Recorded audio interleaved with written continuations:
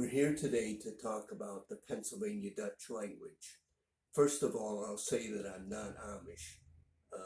A lot of people will say that the Amish people don't wear ties. Well, they don't, but I do. I'm dressed up. I have a date tonight with a doctor. Her name is Pepper, and that's the reason I'm dressed up the way I am. But I'm making this video on the Pennsylvania Dutch language. I started about a month ago on 11/29.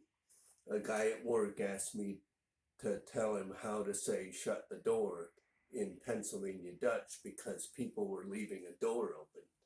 So I told him in English, shut the door. In Pennsylvania Dutch, we say mag de deur toe.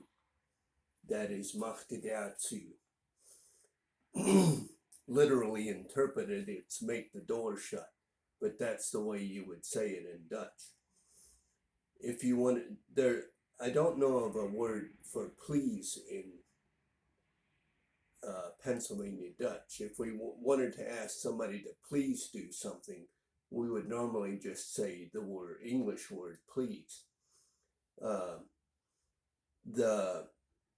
A polite way to ask somebody to shut the door in Pennsylvania Dutch would be "Kanst du de deur toemaken," which would be "Can you nice the door shut make?" in the literal interpretation. The words are not in the same order in Pennsylvania Dutch as they would be in English.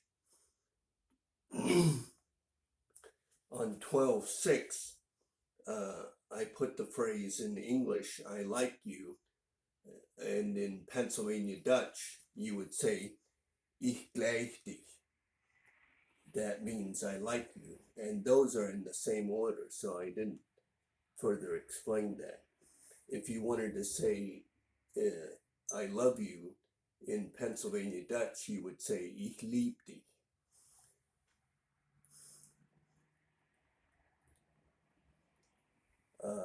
Last week, we didn't usually say Merry for Merry Christmas in Pennsylvania Dutch, so we would always say Guru Christo. That's another thing you'll notice. I'm from the northern Indiana area. My mom was born around Kidron, Ohio. My dad out of Etheridge, Tennessee. And so my dialect is from northern Indiana. If you went out to Pennsylvania or some other area, the accents would be different. One thing we do in northern Indiana is roll the R. In northern Indiana, Christmas, you would say Grishtok. And in Pennsylvania, my cousins would say Grishtok. There's a little bit of a difference in the way it's said. Not real particular. If you can't roll your R's like that, it's fine to not roll the R and just say Grishto. If your pronunciation is not exactly like mine, that's fine. They'll understand what you mean anyway.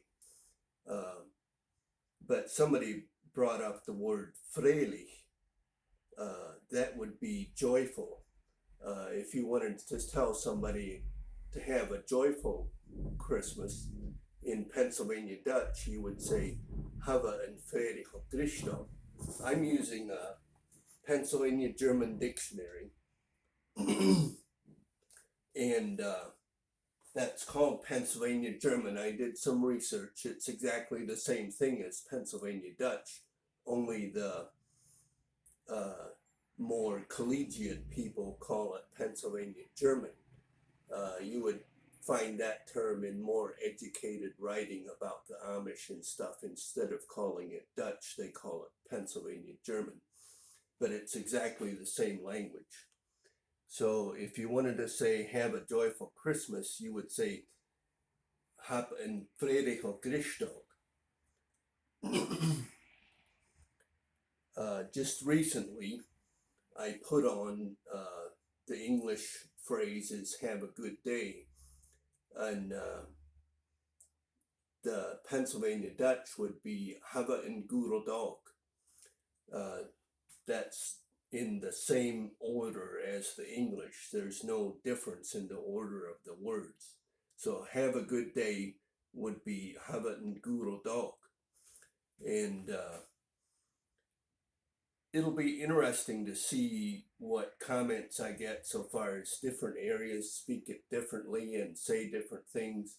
The Pennsylvania Dutch, a lot of it has gotten lost over the years as they start inserting more English words into the language. And we'll just see how it goes. And that's all I have for today. Thank you. And Merry Christmas to all of you. We'll talk to you later.